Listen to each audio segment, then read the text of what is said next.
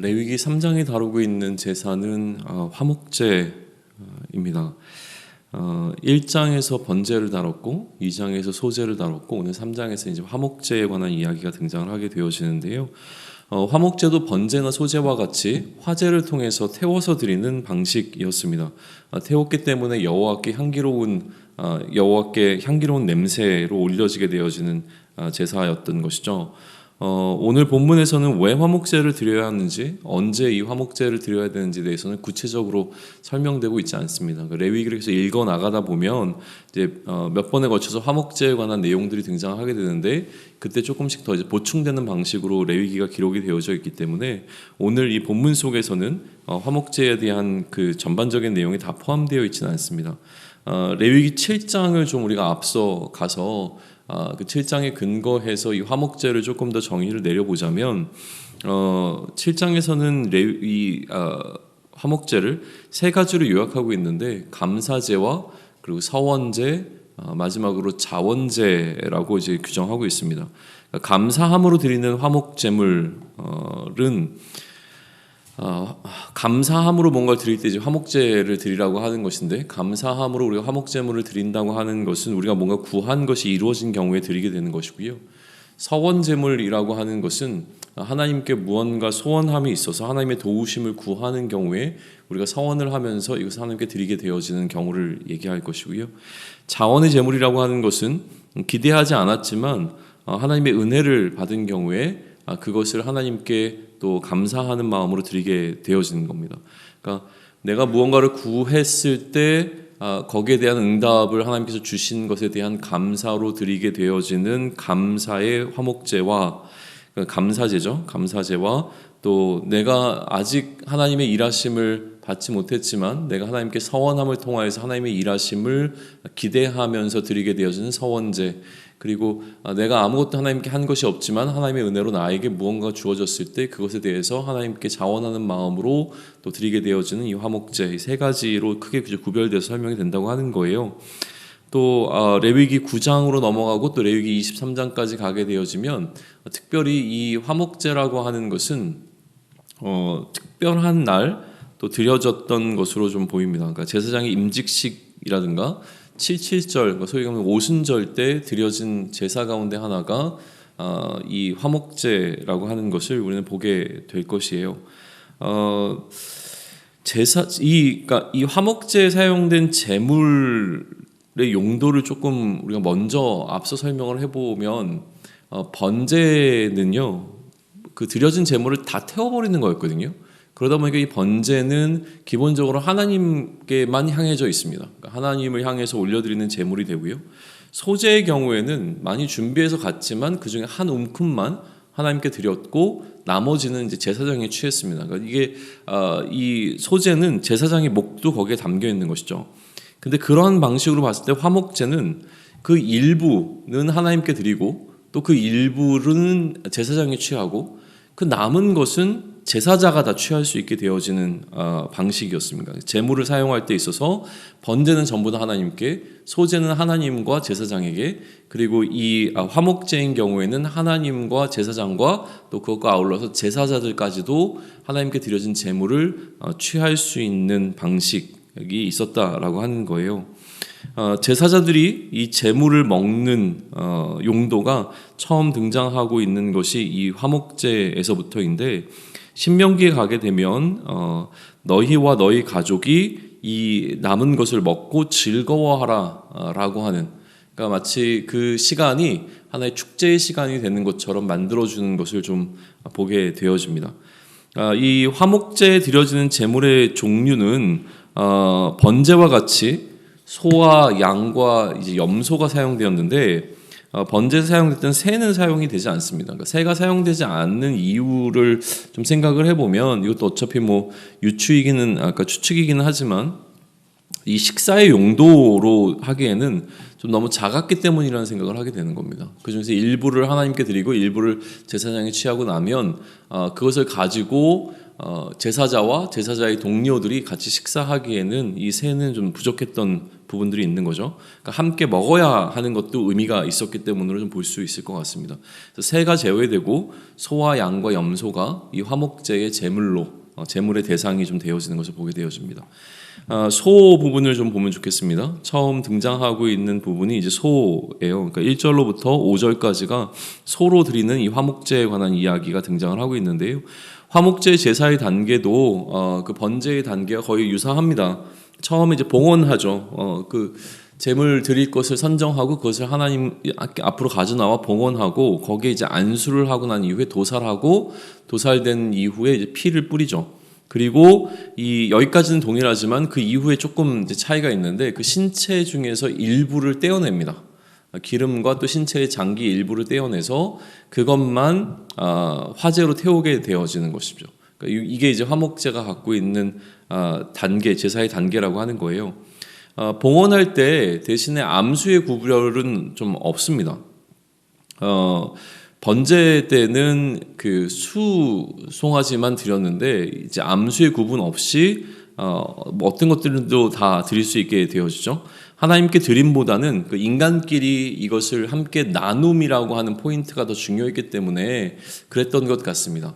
그래서 잘 준비되어질 수 있어야 하고 이것을 함께 나눌 수 있도록 하기 위해서 암수 상관없이 일단 가져올 수 있도록, 왜냐하면 하나님의 포커스보다도 인간들 사이에서 이 나눔이라고 하는 부분들에 조금 더 비중이 있었기 때문이 아닌가라는 생각을 좀 하게 되는 부분이고요. 그렇지만 그렇다고 아무거나 갖고 올 수 있었던 건 아니고 여전히 흠 없는 것을 선별해서 갖고 와야 했습니다. 암수에서는 상관이 없었지만 그럼에도 불구하고 흠 없는 것을 가지고 오는 것이 중요했고요. 충분히 선별된 것을 드렸어야 했던 것이죠.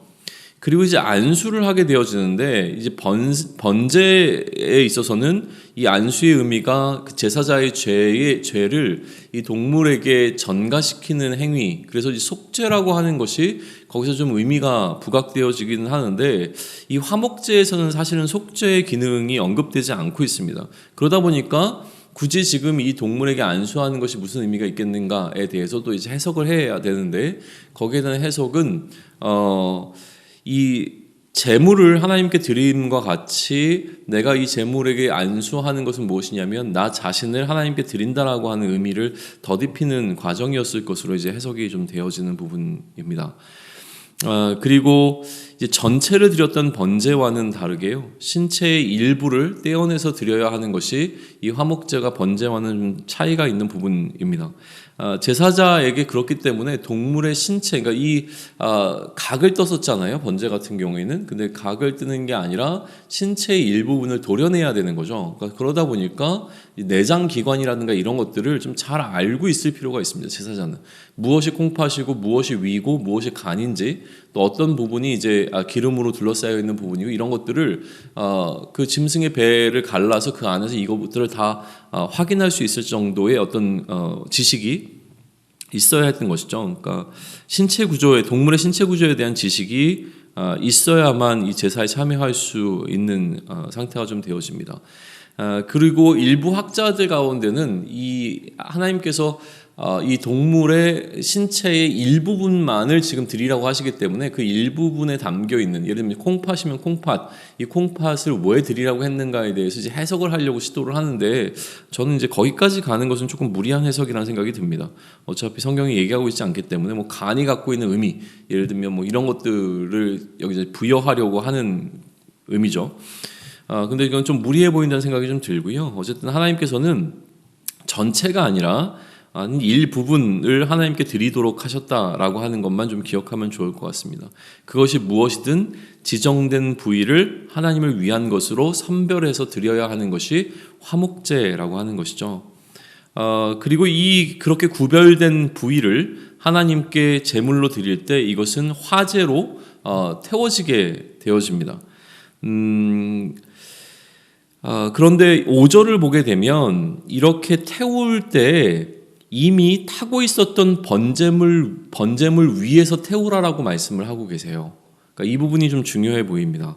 그러니까 화제로 드릴 때 따로 지금 선별되어 있는 이 신체 부위만 태우는 것이 아니라 이미 타고 있는 번제물 위에서 이 화목제를 더하라는 방식으로 이야기를 하신다는 거죠. 그러다 보니까 이제 두 가지 해석이 가능해집니다. 첫 번째는 무엇이냐면 아침과 저녁으로 상번제라고 불리는, 아침과 저녁으로 제사장이 이제 번제를 드렸었죠. 그러니까 화목제를 드리고자 하는 사람은 아침과 저녁으로 드려지는 그 번제의 때에 맞춰 가서 이 상번제가 드려질 때 거기에 이제 화목제를 같이 드리라라고 하는 것으로 좀 이해하려고 하는 것이 하나이고요.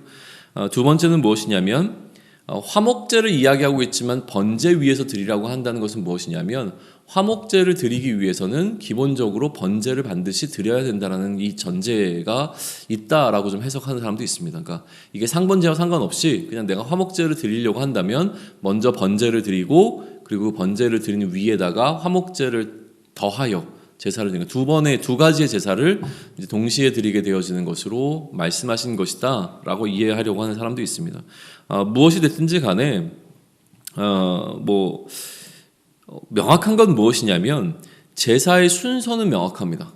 그러니까 어떻게 한 것인지 상번제인지 아니면 따로 번제를 드리고 화목제를 드리는지는 모르지만 순서는 동일하다는 거예요. 순서는 뭐냐면 번제를 먼저 드리고 그 다음에 이제 화목제를 드려야 된다는 이야기를 하는 것이죠.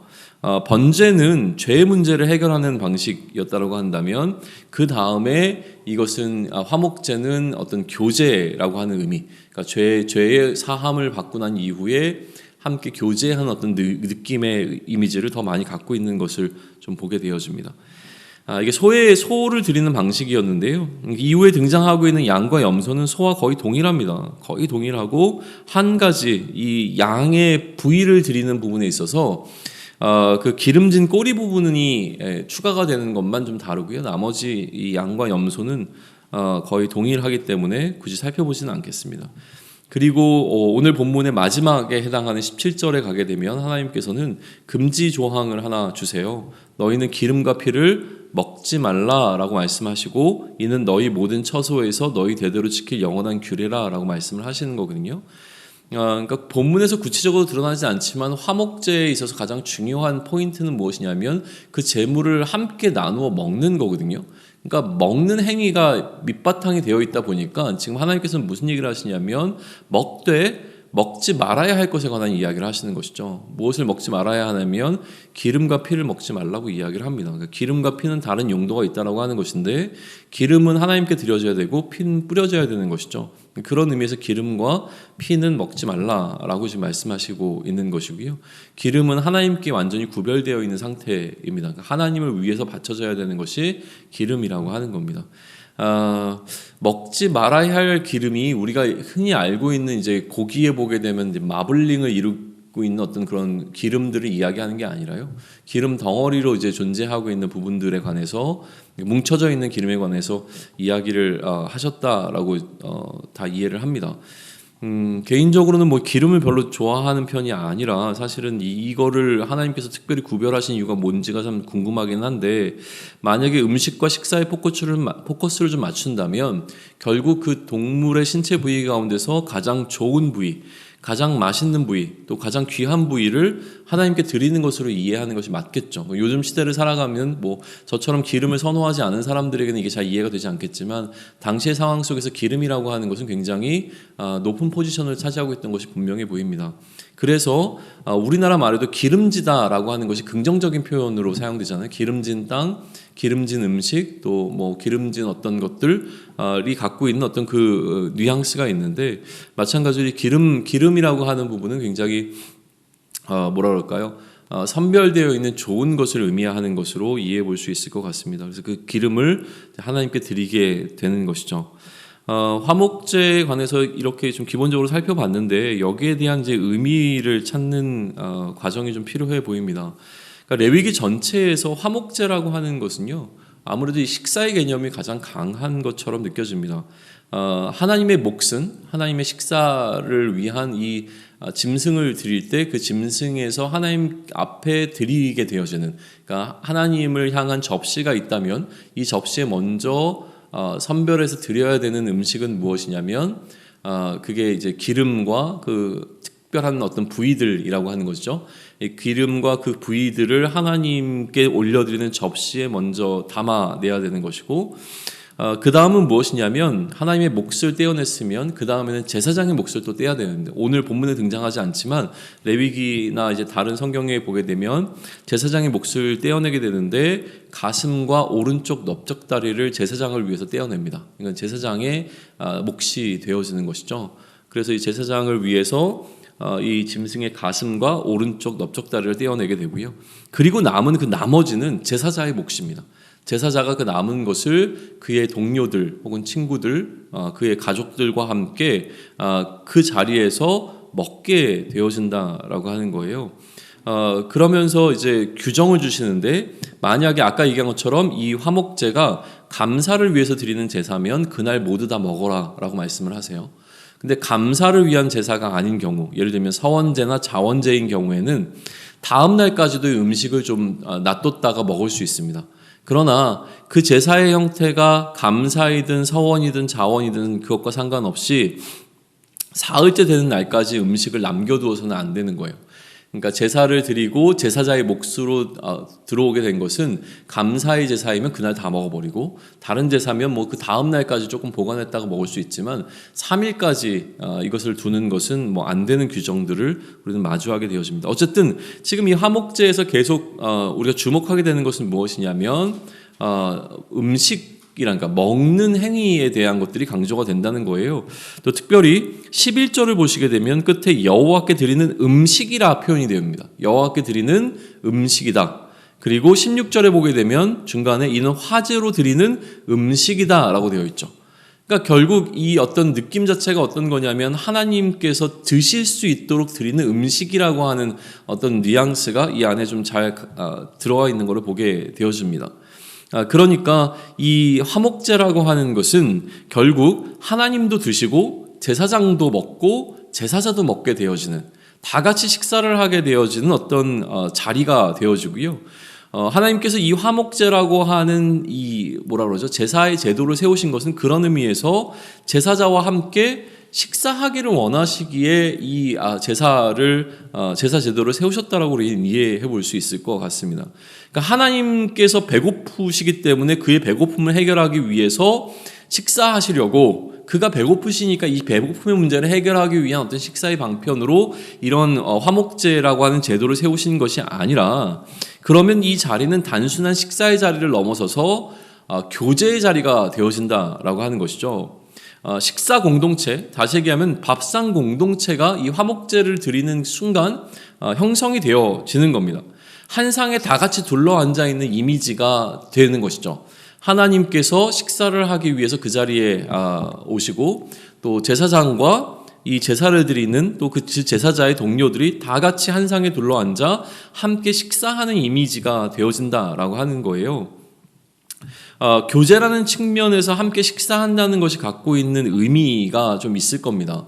우리로 따지면 뭐 함께 목욕하는 사이, 혹은 함께 밥 먹는 사이, 함께 뭐 하는 사이라고 하는 것이 우리의 관계를 좀 나타내주게 되는데, 함께 밥 먹는 사이라고 하는 부분이 나타내고 있는 의미가 있습니다.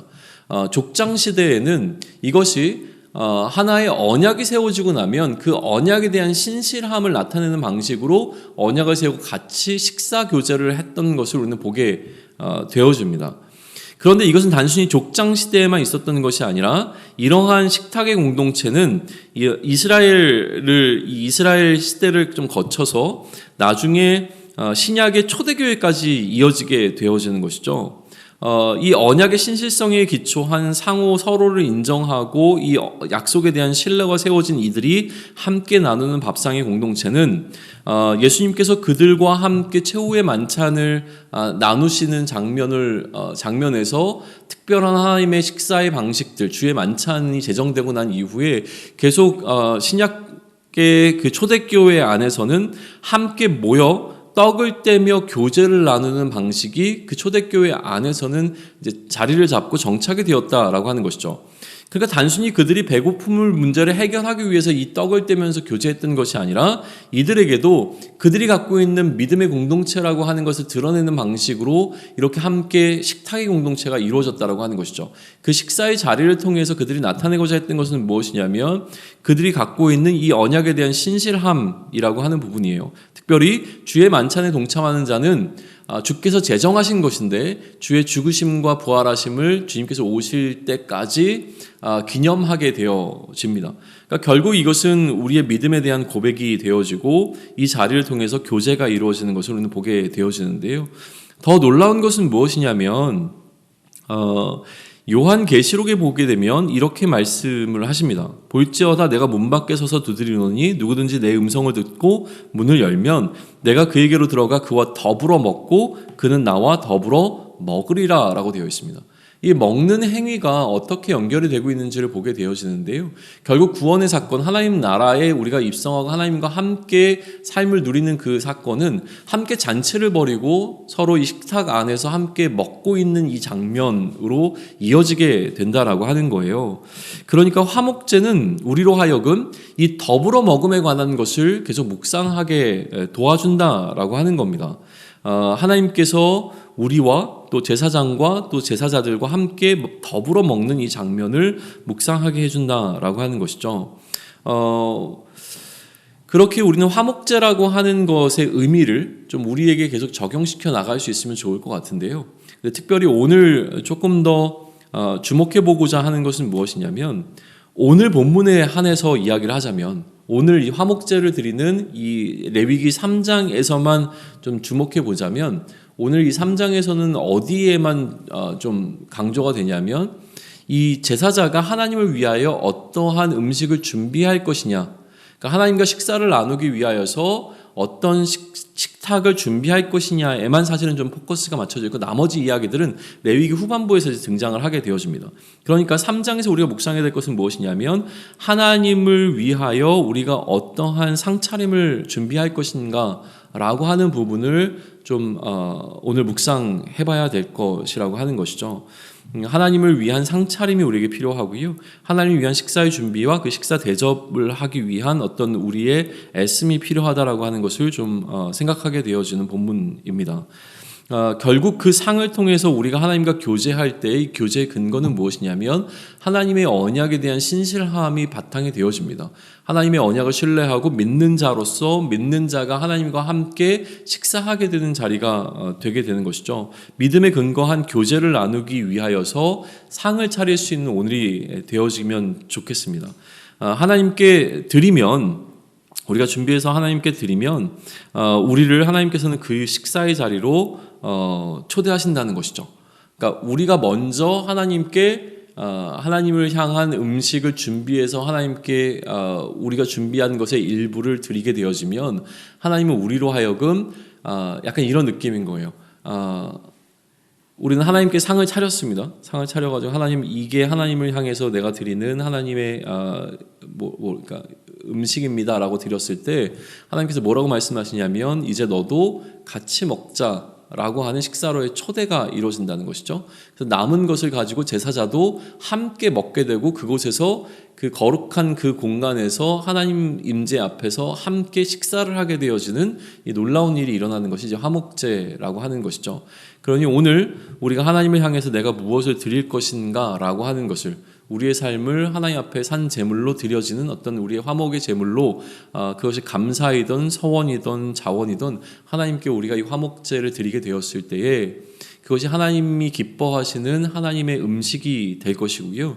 하나님께서 그 음식을 드실 때에 우리를 더불어 먹을 수 있는 자리로 초청하시게 되는 놀라운 일이 일어난다고 하는 것이죠. 하나님과 함께 식사의 교제를 나누고 그 교제 가운데서 하나님과 서로 마음이 나누어지고 또 하나님을 향한 이 식사의 자리를 통해서 함께 교제함으로 인하여서 나오게 되는 서로의 신뢰가 쌓여가는 이 과정들이 하나님과 우리의 관계에 있어서도 계속되어질 수 있는 한 날이 되기를 축원합니다. 아멘.